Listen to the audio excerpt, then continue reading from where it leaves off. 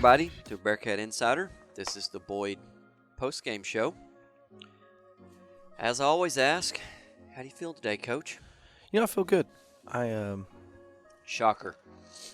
Yeah, everybody feels better after a game like that. No, I do. I feel really good, and the main reason why I feel good is not only did we beat Boyd, and it has less to do with it being Boyd, is just that our kids played the way they played. 4 quarters. And it was fun. The kids had fun. It looked like they really enjoyed, playing football, which is important. And I think that was the difference. I don't know if there was less pressure or more pressure, or if they just felt prepared and went and did their thing. But it was really fun. I enjoyed it. And then we'll get to it later in the week. But the game that's coming up is why you play football. It's a big game against a great opponent, and so I'm glad that we had the Boyd game go the way we wanted it to, so that it sets up this big game. I'm going to ask you a question you don't have the answer to. Where did that team come from? And where have they been? And are they going to stick around? That team's been here all year. Okay. We saw glimpses of it throughout the year. We finally put it all together. That was as impressive of a first half as we've played since Castleberry, which I do believe was 42-6 at halftime or something like that. It was as good of a second half as we've played since, Peaster and Bowie, which were, 30-plus points in halftime. And we just mashed it all together and played great defense the whole time. So, are they here to stay? That's up to them. That's the players. Are they? I don't know. I hope. I think so. But, they've got to play. Well, we got a lot to get into. Let's take a real quick commercial break, and then when we come back, we'll get into this game. Puzzle Barbershop and Salon and Southern Junkies has been home of the Bearcats since 1973. Whether you are looking for a classic crew cut or the perfect game day outfit, we have you covered. We carry a few fan favorite brands including Hey Dude Shoes, Judy Blue Jeans, D Supply Clothing, and Orleans Candle Company. Come check us out on the north side of the square in downtown Paula Point or online at www.southernjunkies.com, and that is junkies with a Z. And don't forget, go Bearcats! There is no better source for local news than the Pilot Point Post-Signal. Pilot Point Post-Signal has been covering Pilot Point since 1878, providing award-winning, top-notch coverage of Pilot Point and the Pilot Point Bearcats. You can start your subscription today by going to postsignal.com and signing up for their special, which is 2 months free of the digital and print copy, or you can call their phone number at 940-686-2169. The Pilot Point Post-Signal, the best source for local news. Okay, now back to it. I want to thank those sponsors for helping us make this show possible. All right, now before you get into something, I have something I want to add. Oh, great. I know you wait for the haymakers. I have all of this laid out in our itinerary, and then here we go veering off course immediately. No, I want to give somebody a shout out. Let's do it. Okay, and unless it's me. Yeah, it's not you. Good. Okay. Alan Dane. Okay, and first off, Alan listens to every podcast, so hey, Alan. Second thing is that guy has made such a tremendous difference for the ISD. Okay. With the job that he is doing at the bus barn. He is doing such a fantastic job of managing the buses and the just everything he does over there and the crew that works with him. And it has made a huge difference, and it has made life easier on everyone, kids, coaches, bus drivers, and he is doing an awesome job. He takes care of the broadcast every Friday home game. You probably didn't even know that because you're down there doing a real job. Yeah. But yes, he takes care of us every Friday. And I just want to give him a shout out. For one, he's an avid listener. And two, he is absolutely killing it for the kids at Pilot Point ISD. He's doing a great job. And I just can't tell him how much we as coaches appreciate him, of knowing that whenever we go over there to get a bus and everything, that we're putting Pilot Point's best foot forward with a bus that's clean and fueled up. Clean and fueled, and there's never a lack of def or anything like that. It is it really does make a huge difference, and I just can't tell him enough how much we appreciate him. It's important for the buses to get there. Was there a game last year where the cheerleaders didn't make it? I'm unsure. That's happened in recent past. It all runs together, where the cheerleaders didn't make it the first half, didn't have a run-through sign, all of that. That's a tragedy. Hey. But we don't have to worry about that now. That's right. Alan Dane is Alan's doing a on great it. job. And so, anyways, that's the haymaker for this week is hats off to Alan Dane. All right. Let's move on then. Okay, now we're back to Boyd. And we kick off to them. They take over on the 30-yard line.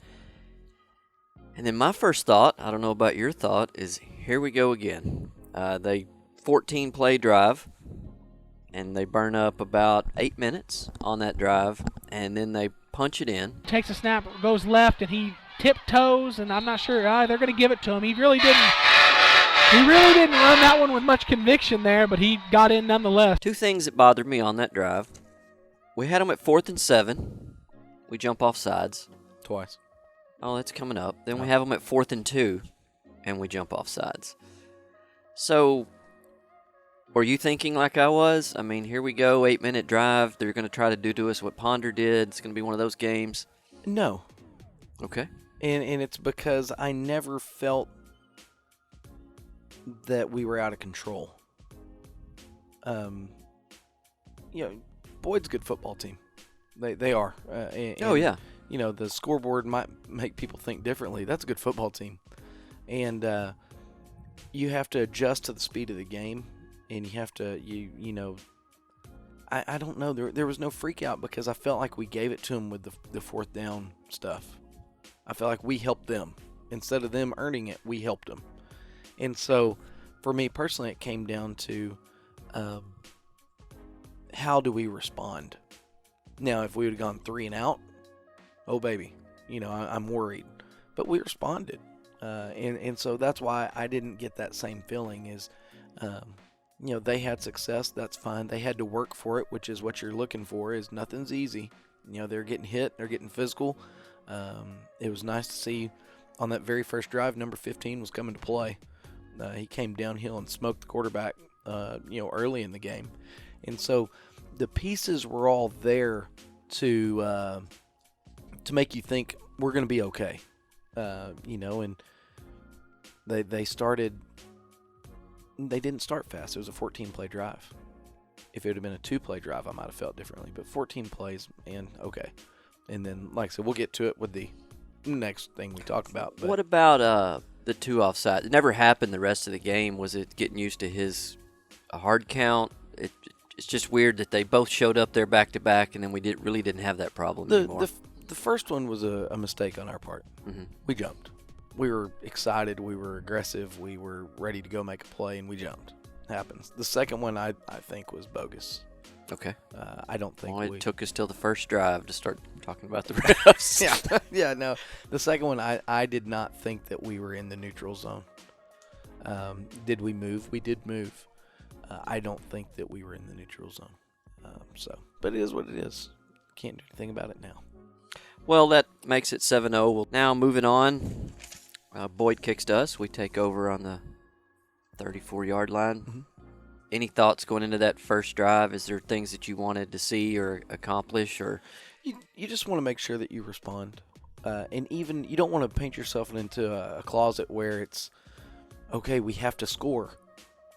You just want to have a sustained drive. You want to have some success. You want to, you don't want to go 3 and out.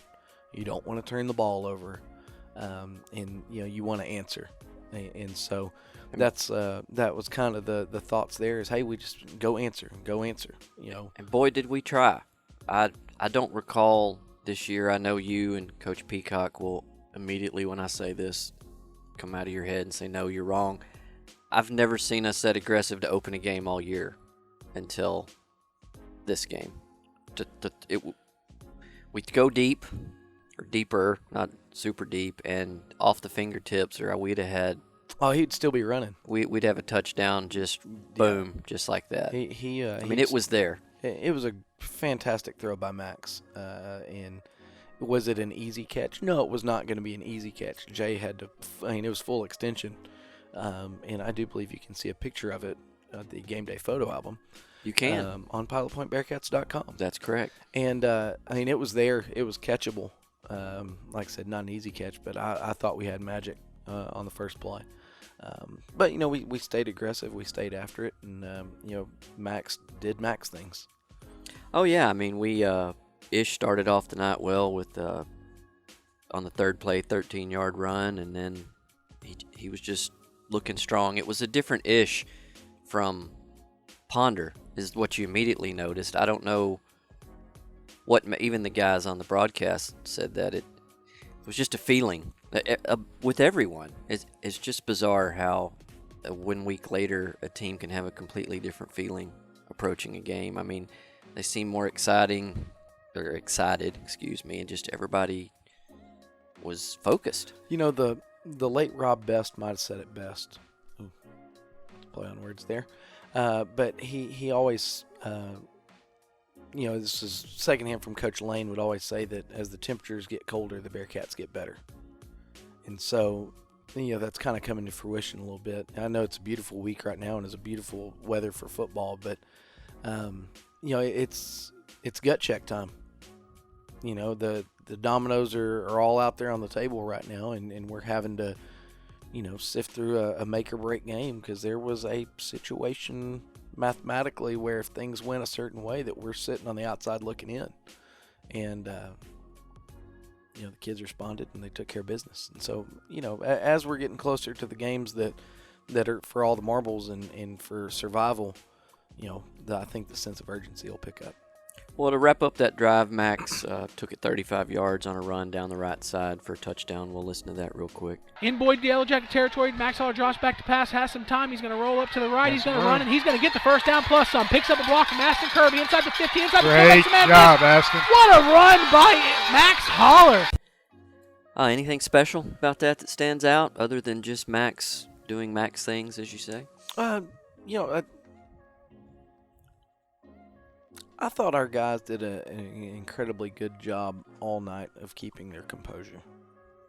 And the shenanigans started on this run, if not before this run, of as Max is cruising into the end zone after he makes his move at about the 4-yard line and kind of jukes the kid to get in. Number 44 is well behind the play, and it has nothing to do with the play. Comes and just smacks one of our receivers right in the back as the play's ending. It was like that all night.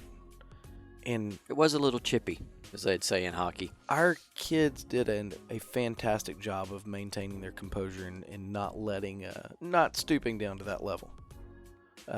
Now, for what it's worth, we did get an apology from one of the kids after the game. He came and apologized to the coaches for the way that he played, which I think is a very, classy move at the end.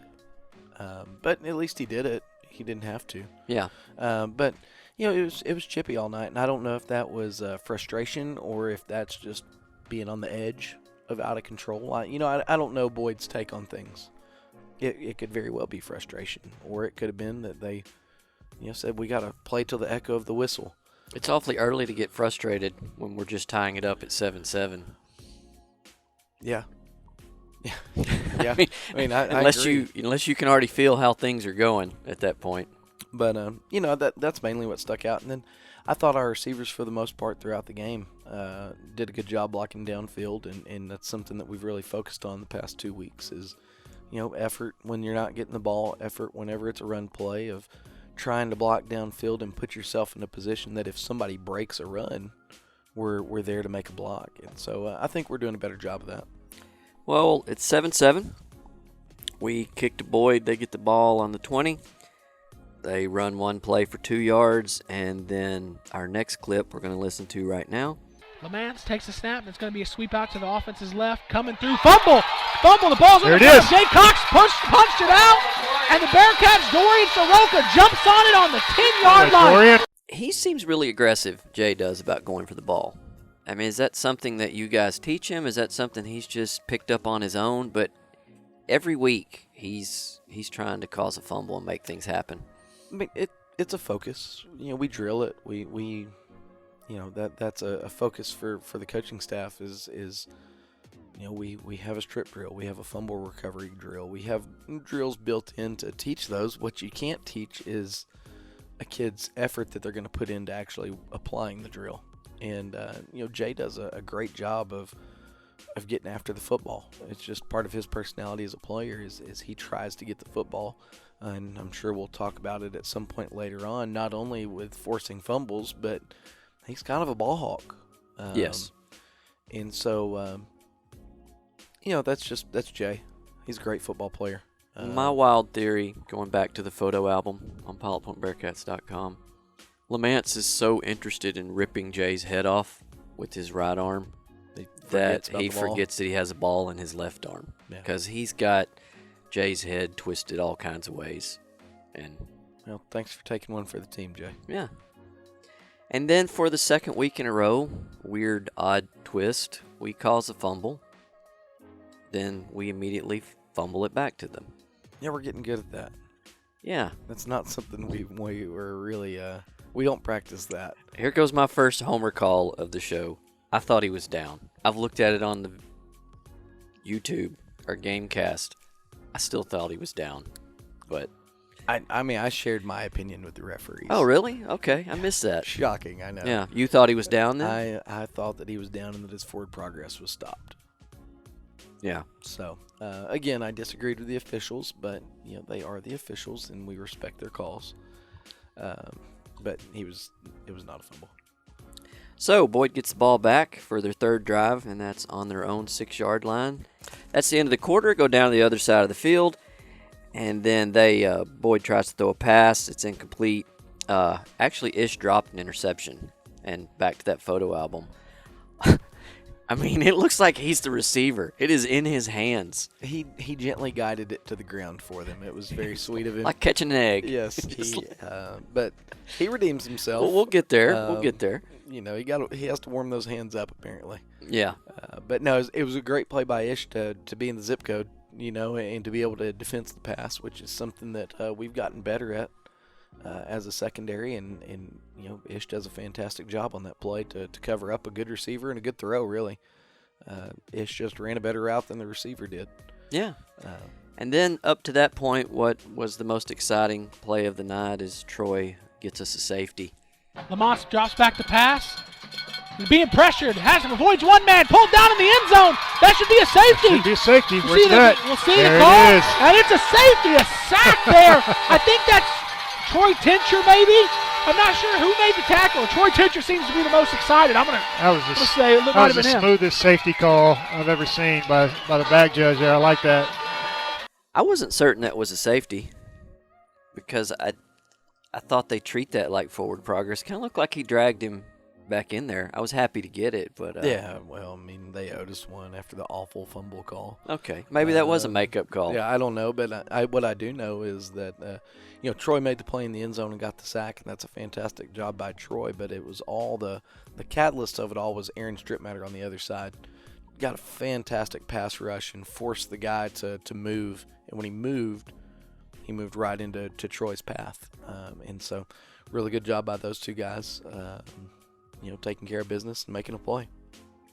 All right, so now Pilot Points drive number 3. We start on Boyd's 41-yard line, and that one concludes with a great pass by Max to Avery. Stepped up in the pocket. But Max Holler with his shares next to him. This is going to be a drop-back pass. Has some time, steps up in the pocket, throws it to the end zone. Avery Smith caught, touchdown.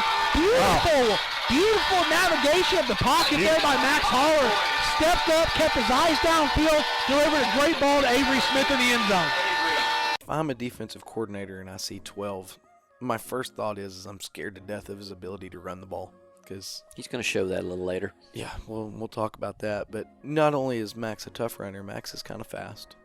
And he can make plays. And so on this play, Max gets to the top of his drop. He starts climbing his way back up the pocket. And I know immediately the defense was thinking, oh no, Here he goes. He's about to tuck the ball and run, and then he crowds the line of scrimmage and rips off a throw to Avery, and it was a great throw on target. Avery makes a good catch. I was worried he was going to go out of the back of the end zone, but he did a fantastic job and didn't even make it a question. And then it's back to, like we said earlier, it was a little chippy. A guy hits Avery in the end zone, and then Avery just stiff arms him to the ground and kind of punctuates that touchdown. It's kind of cool. Yeah, well, sometimes that's the extracurriculars are some of the fun part. Our English skills are sometimes as poor as our math skills on this show, but I'm going to try to use a big word here.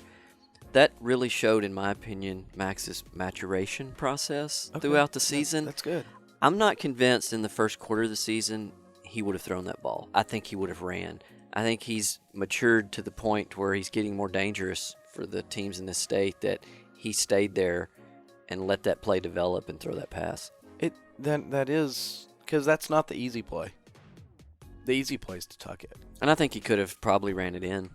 But you're right. Max is doing such a good job, and Coach Peacock does such a good job working with the quarterbacks and working with them, on things exactly like that of, sure, pull the ball down, keep your eyes up, and you can tell that the hard work that Coach Peacock's putting in with Max is paying off, and Max is doing a great job being a student and learning and trying to be coachable, and we probably won't even talk about it, but there's a throw that he makes in the third quarter, fourth quarter. I don't even remember what quarter, second half. That is unreal. The sidearm? The sidearm sling. Yes. To Jay. Yeah. No, the kid has arm talent. He can sling a football, and it's nice to see that he's taking the coaching that Coach Peacock's given him and really starting to blossom as a quarterback. I mean, even if you go back a year and you take Max in the Crum game last year, it's amazing. Yeah. That's hard to believe that that's the same guy. Yeah, he's starting to go from athlete to quarterback. Yeah. So it's nice. So Pilot Point's up 16-7. We kicked Boyd. They start on their own 24. They go 4 and out and punt, but I do want to point out we get a sack out of Riney. Great sack. Much needed, because we had a mix-up in coverage. Oh, really? And there was somebody running wide open down the middle of the field. And so Riney's pressure helped the quarterback not be able to find that guy, and then he ultimately chased him down and bum rushed, or I guess kind of wrestled him like a cow to the ground. He did. Poor kid. Riney gets a hold of him and just, I don't know what he did to him, but it looked painful. Lamant's all by himself in the backfield. 3 receivers right, 2 left, motion right to left. It's going to be play action. Poplar gets the pressure. Ryan Riney going to get to him. He makes a second sack. Ryan Riney just beats his man. There's no blitzing. There's no stunning. One-on-one with the right guard. Gives him a swim move and gets right around him for the sack. Well, it was a good sack. Yep. That's for sure. So we get the ball back. They punt to us. We start on the 50-yard line. And then kind of a strange, I don't know what all was going on. We go 4 plays, then we line up to kick a field goal. 37-yarder. I don't know that I've ever seen a chop block called on a field goal. I haven't either, but I swear that the penalty they were throwing was the fact that they had a linebacker with his hands on the butt of the defensive tackle in front of him, pushing him, which you can't do that anymore. Mm-hmm. So I was like, oh, good, they're going to flag it. We'll get a first down, and we can go score. Then he said chop block, or signaled chop block, and I mean, I'm thinking I've never in my life. Neither had Ryan on the cast. He was very confused by that. But then that's, to me, where because they backed us up 15 yards. We had made the 37-yard field goal, so the points come off the board. It's 4th down again, and everyone in the building is thinking that we should punt. It's actually 4th and 18. It's a strange decision. It's awesome that it worked, but I'm glad it did, because I would really be asking you, what the heck were you guys thinking?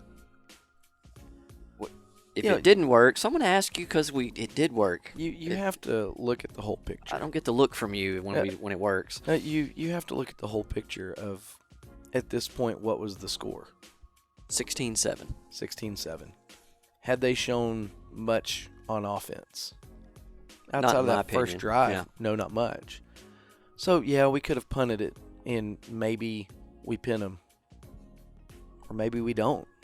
Maybe we punt it and get them, Maybe put them on the 20. Maybe we punt it and put them on the 20, which is, I think, a net 14 of 14 yards. Yeah. So our punter Second team punter. is the second team punter. Mm-hmm. So the risk reward, there wasn't much risk in going for it because you're looking at a net of 14 yards to a touchback. Mm-hmm. And to this point, their offense hadn't really been a juggernaut. No. After the first drive, we figured it out. Now, it could be. They have the tools to be, but we felt real good about it. And so that factors into it is, man, we feel like we have them on their heels. We feel like we're in control of the game, and if that's the case, let's go after them. And we felt like we had to play for it. Yeah. Well, it worked. Let's listen to it real quick. Take a snap, and he's going to drop back to pass. Okay. He's going to throw it deep. He has a man. Jay Cox caught 5 touchdowns. Unbelievable. 34 yards on 4th and 18. Wow. He was wide open. Yeah. And was that the same play as the first play of the game? It looked like the same play from me, who's not educated. It was not. Okay. Same area, though. Yeah. Yeah. And Coach Peacock did such a good job of sifting through and finding the right play call. And, the MVP of that play is the offensive line. Yeah. Max had a beautiful pocket, and he was able to make a clean throw to a wide receiver that was just so open that I'd have been really disappointed if we somehow would have magically not converted it. Looked a lot like the Ponder play, too. Yes. Yes, it did. But no, it was a great call by Coach Peacock, great throw by Max, great protection by the O-line, and then Jay Cox did Jay Cox things. That's what he do. Well, let's take a break real quick, and then when we come back, we'll pick up where we left off. Cat fans, one thing that I love about walking into the field house is looking at all the old pictures that you have from years past and being able to relive the history of those great teams and great players. And I love walking through with my sons and showing them a picture and saying, man, look at that guy, and telling them a story about a great play. And you can have the same opportunity to do that with your family by using Ashley Marsh Photography to capture your family's great memories.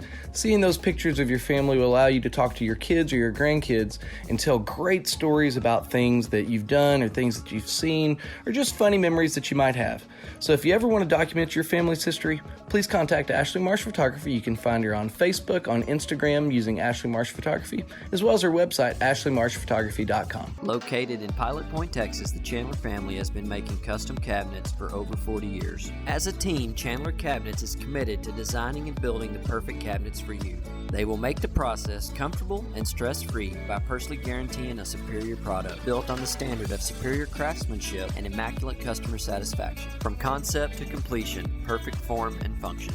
Chandler Cabinets is an award-winning company with a reputation for consistent innovation at the highest level of design. You can find more information on Chandler Cabinets at chandlercabinets.net or on their Facebook page, Chandler Cabinets. Chandler Cabinets, 40 years of excellence. All right, now we're back. The score is 23-7, and we're about to kick off to Boyd, which we do. They start on the 40, and it didn't take long for, like you said, Ish makes up for that dropping that interception. They run 4 plays and then throw an interception on the 5th play to Ish. Inman takes a fake handoff. It's a pass down the seam. Ish got there. Turnover. Ish has a chance. Get to the sideline, pick up some blocks, cuts it up. He's our most explosive runner. When he gets the ball, he brings it up across the 40 to the 44-yard line. Huge interception there. Wow.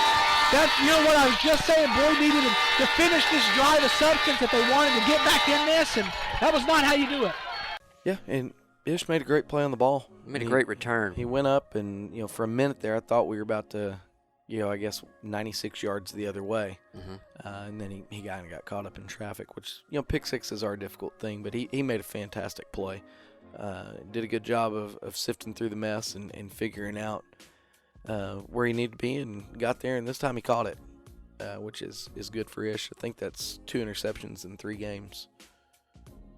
No, it's 2-2. Gosh, Ponder feels like 10 years ago. But no, he had 2 big interceptions on back-to-back weeks, and so it's a good thing for us. Then we get the ball on our own 38, and we go 5 and out. Punt to Boyd. They start on their own 18. I do have a question on after we intercepted that, and when we used to do the 5 tough questions with Coach David at Buffs on Bearcat Breakfast on Thursday mornings, I used to ask a lot about clock management because I ran the clock for 18 years, so that's always top of mind. You're an expert. No, but I always had to watch what people were doing, and so I just, out of habit, Sure. I pay attention to it.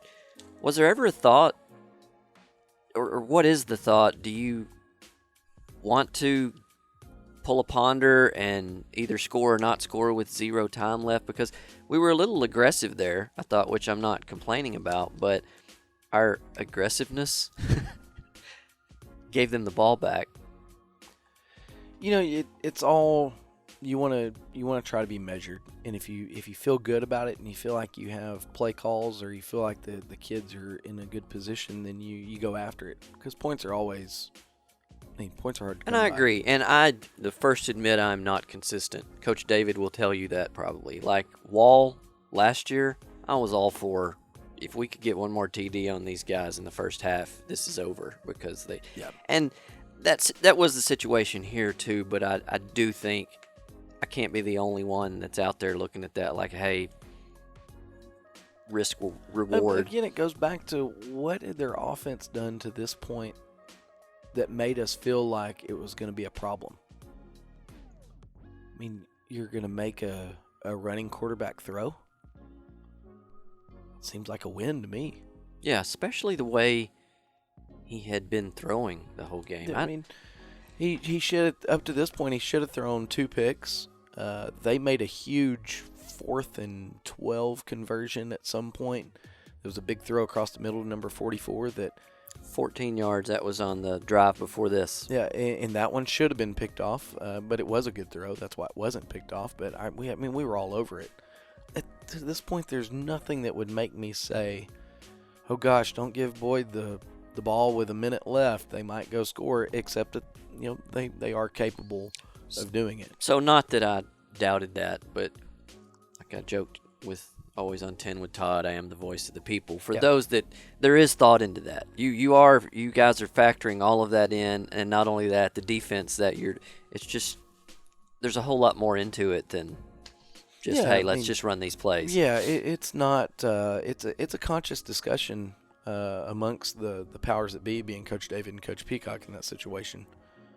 Hey, do we want to be aggressive, or do we just want to ride it out and go in happy?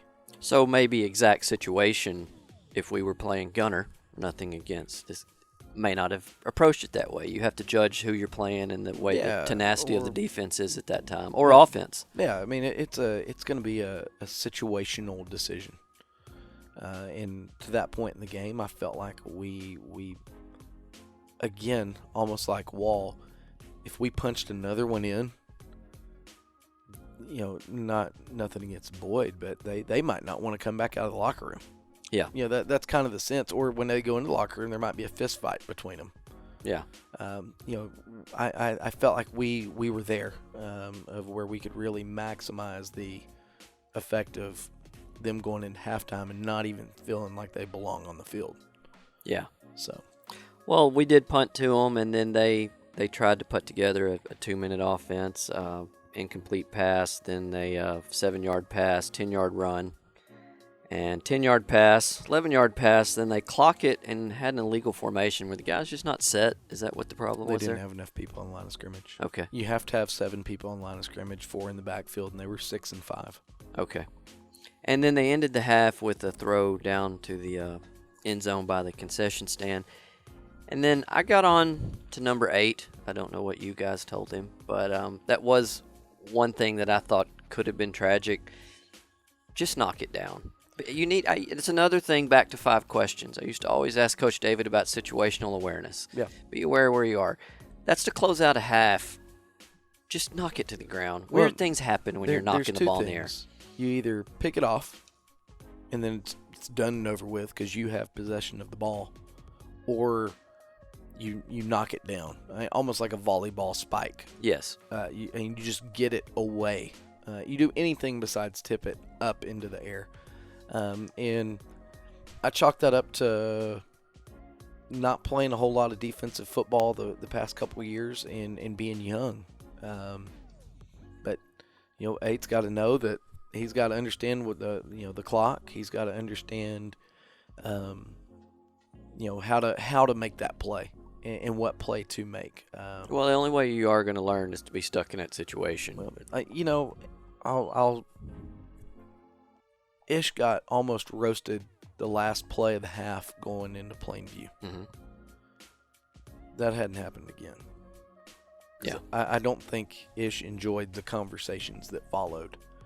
I think you're going to see the same thing with Aston. Did it cost us? No, it didn't. Ultimately, it didn't cost us a thing.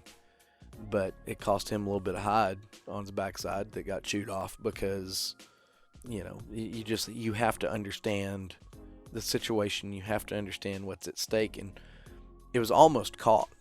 It was. It was way closer than I wanted it to be. Yes. And so he'll learn. And that's part of it is, experience is sometimes the best teacher. Well, we go in the half up 23-7. I ask you every week, what was it like in the locker room? Really focused, and good discussions. Coach Perez and Coach Peacock had some really good discussions with the offensive line about, what they kind of were dealing with and what they were seeing and some adjustments that could be made. We talked as a staff and, offensively said, hey, this is what we like. This is what we want to keep doing. Defensively, we had to make a couple adjustments, and we did, and they did well based off those adjustments. But, it was just a business halftime. Just everybody do their job, coach up your kids, and stay focused, play two two halves of football. Play 2 halves of football, and our kids responded. All right. Let's take another break, and then we'll come back and talk the second half. Since 1983, the Scott Walker Insurance Agency has been covering the insurance needs of Pilot Point. Regardless of what that need may be, they have you covered, offering homeowners, auto, life, farm and ranch, and commercial. Give them a call at 940-686-2692. That's Germania Insurance, the Scott Walker Insurance Agency, located just north of the town square at 211 Scott Lane in Pilot Point, Texas. Scott Walker Insurance Agency, always there to help.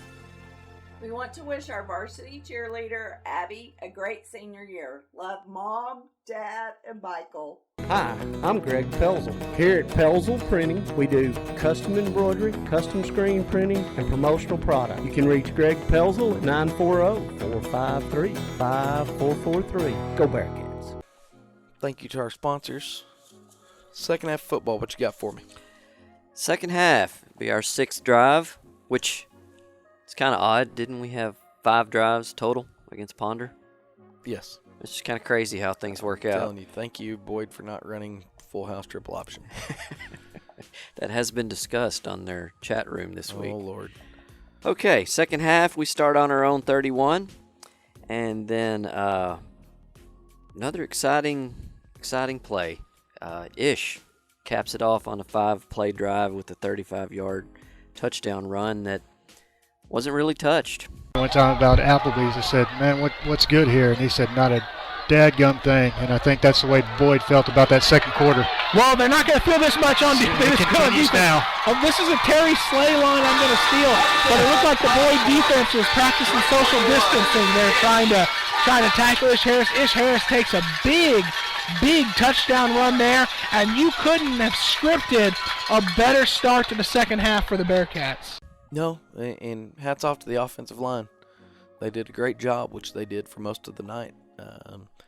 And Ish, sees it, and he makes, good smart cuts, and he's getting to the point where he's hitting the hole hard, and he's running the ball hard.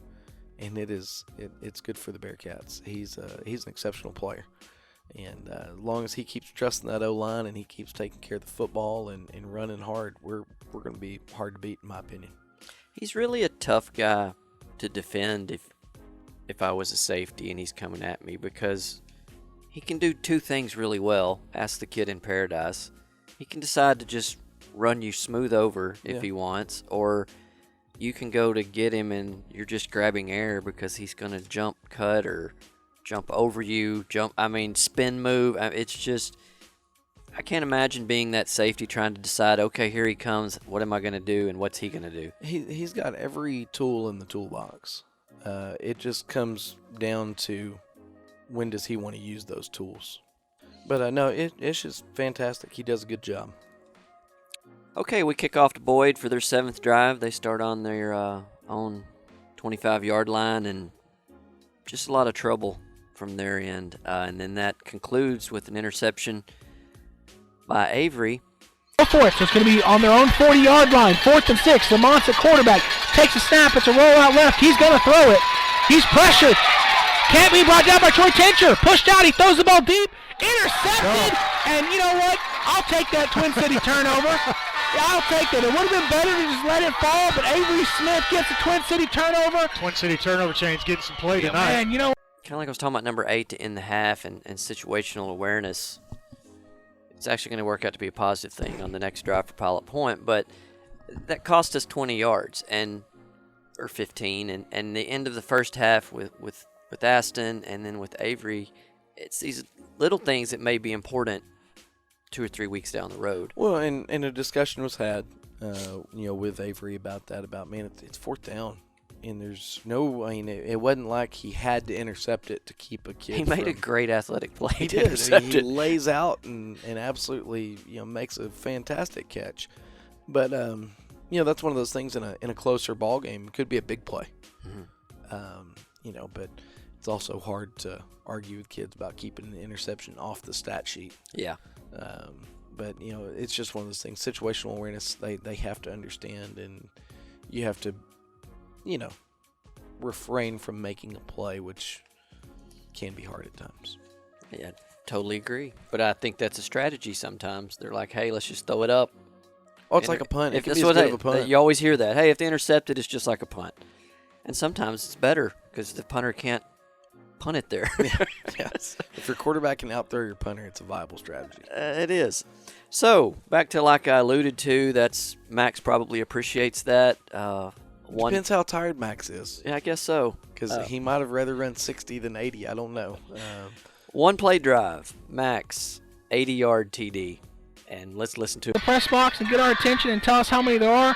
You get a $25 gift card to Southern Junkies. And on that note, Max Holler's going to take it. Big play. It's going to be a foot race. Maybe an 80-yard touchdown. 20, 10, he gone. 5. He gone. Touchdown, Max Holler. I'm trying to give away a gift card, and Max Holler's got no time for that. He takes it 80 yards to the house. And I'll tell you what, That's a heck of a foot race at the end. This is a statement by the Bearcats. What impresses me most about that, if you'll go to our YouTube channel and you want to watch the game, there's a guy for Boyd that has the angle. Oh, yeah. But it doesn't work out because Max is so fast that he beats the angle on that kid. Oh, yeah. Max can, the first time I think Max was touched is whenever the kid that thought he had the angle, lays out at about the 2-yard line. I think he might touch Max's heel.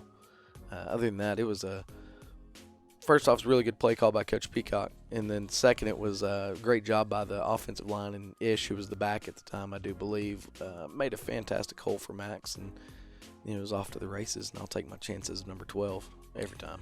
What a gut punch, too, down the Boyd sidelines. Yes. I hope Max was laughing the whole way down the sideline. See, you made me laugh there. So, anyway. That brought it to 36-7. Yep. On Boyd's 8th drive, they start on their own 44, and this one they cap off with a 4-yard touchdown. We did make it difficult, though. Made it a goal line stand. I thought we were going to... Yeah, I thought we were going to keep him out. Thought we were going to kind of, man up down there in the red zone and keep him out. And I'll be honest with you, at this point, I don't even remember how it happened or what the play was or who even scored. It was a pass, 8-44, and it looked like... He kind of deked outside and went back to the post. Yeah, and he was laying on his back and kind of stuck his right arm out. He might have trapped it. He might not have. At this point, it really didn't matter. Well, here we go, third and goal. This is going to be a fake handoff, play action thrown. Oh, floated. Did he get it? He got it. The back judge is going to give it to him. John thinks he caught it. That's a Boyd touchdown. That's one that I'd like to see under review, but there's no review here, so that's a touchdown. 36-14. Yeah. You know, he was excited, though. It's drive number 8. We start our own 39-yard line. It's 8-play drive, but we actually turn it over on downs. So now Boyd gets the ball back. It's their 9th drive. Well, Max was in the end zone. First off. Twice, possibly. Yeah. And the referees didn't call him in, but, you know, we not only did we defeat Boyd, we defeated the Zebras as well. Wow. And so, you know, I don't know how they can say that Max wasn't in. But it went to our advantage. Well, I was trying to speed it up a tad for the sake of time because, as I told you this week, we had too many exciting plays to cram into one show. But if we're going to talk about that drive, that is the play, the 24-yard pass where Max went sidearm.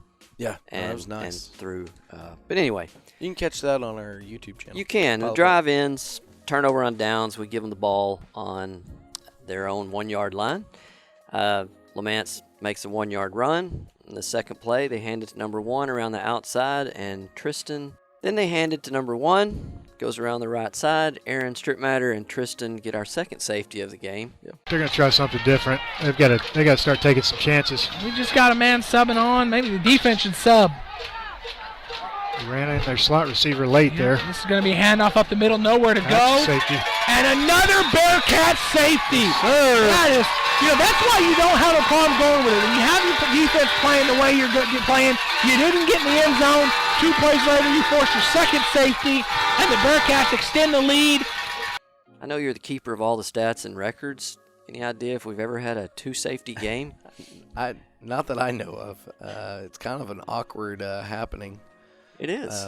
But it's a good happening, so that means we're hustling on defense. We're flying around. Safeties don't happen by accident.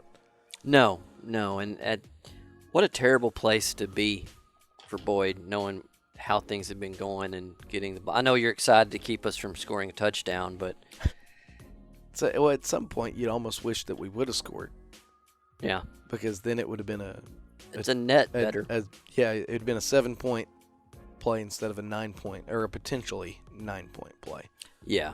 And so they kick the ball to us. We start drive number 9 on the 38-yard line, and we conclude a 7-play drive with Curly Brockman. First touchdown on varsity. Hard count. Hand it to Curly. Curly. Cuts it up. Curly. Touchdown, Curly Brockman.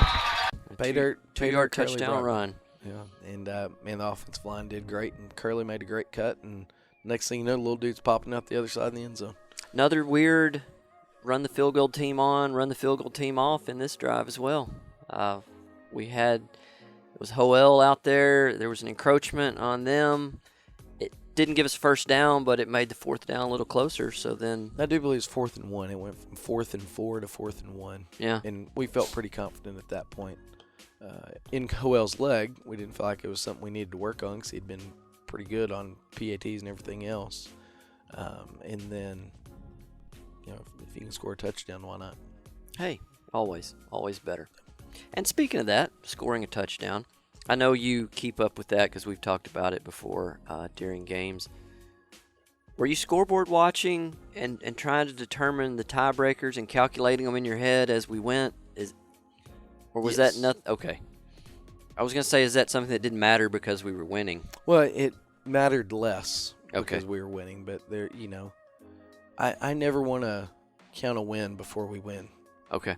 And so it was important, just in case. That's what made me curious what made the decision a touchdown versus a field goal again. There was no point spread Okay. or anything that factored in at that point.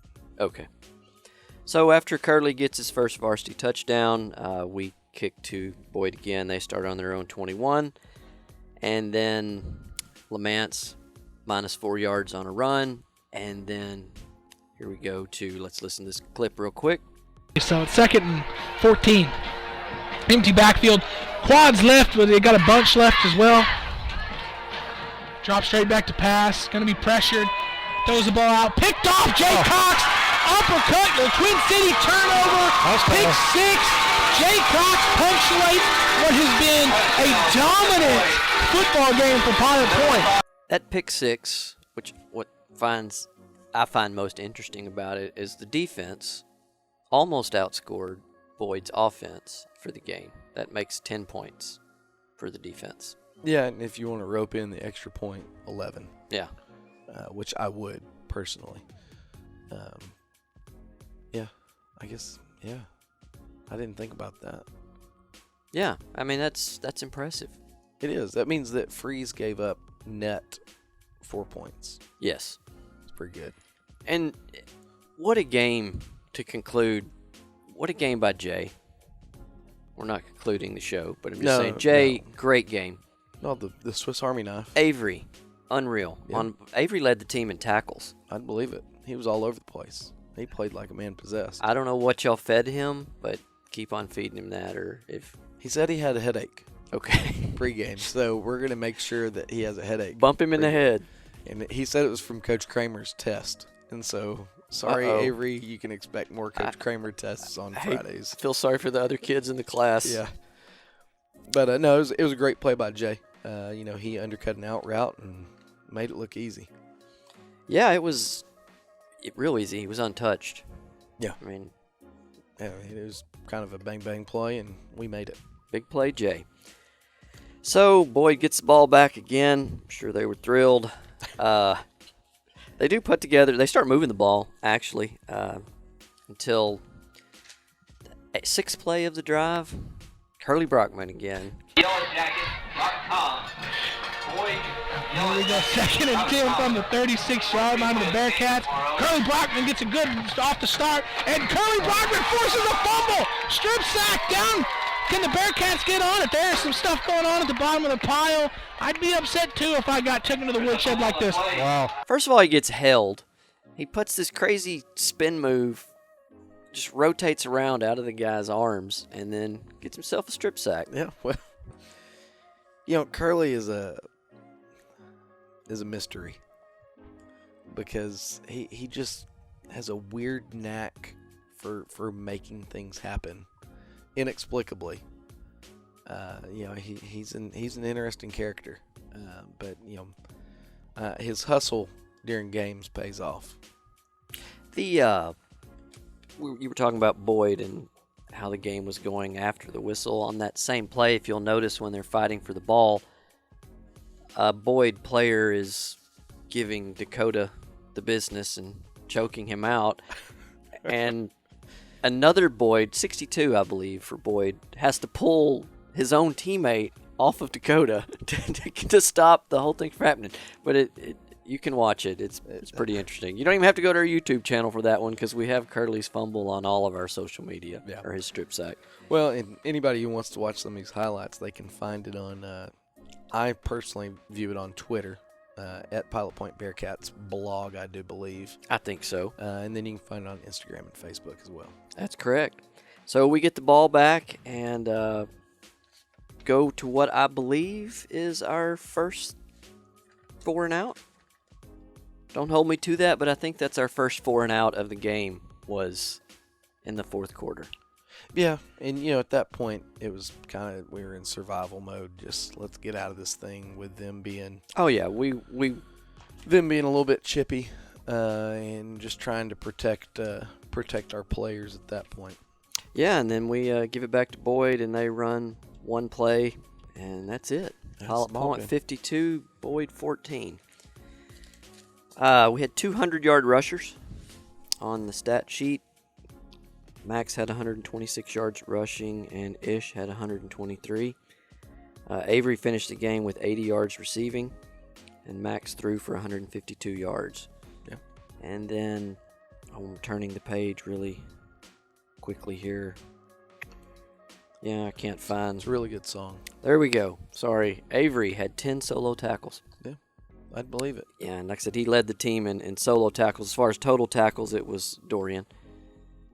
And then our stat sheet says there were only 2 sacks, but I disagree with that after watching the game several times. I think we need to talk to Dustin about sacks. I'm not prepared to call him out on the podcast because I appreciate the job he does, because that means I don't have to track all of it on Saturday morning. So I'll talk to Dustin. Anyways, anything stood out to you on the stat sheet that you want to talk about? That's a great way to send the seniors out of Massey Stadium. Yeah. And as always with seniors, we appreciate everything that they've given over their 6 years in the program. And it was a fitting way for them to kind of leave their mark on Massey. And, a long playoff run would really cap it off. But, we just, we're thankful to those guys and everything they've given to the program. And then I'm glad that the home fans were able to really see a show. And I'm glad the kids played hard, and the fans came to play too. On the cast, they're really loud. Yeah, no, it was good. It was a good atmosphere, and so, hats off to the Bearcats. They did a great job. Well, I guess that's all I have, so you can wrap it up. All right. Well, we always want to thank our sponsors, Southern Junkies, Pelzel Printing, Pilot Point Post Signal, Ashley Marsh Photography, Dana Walker with Germania Insurance, and last but not least, Chandler Cabinets. Without the support of those local businesses, this podcast wouldn't be possible. So, Bearcat fans, please go out and support those local businesses. And as always, go Bearcats. Whoa, whoa.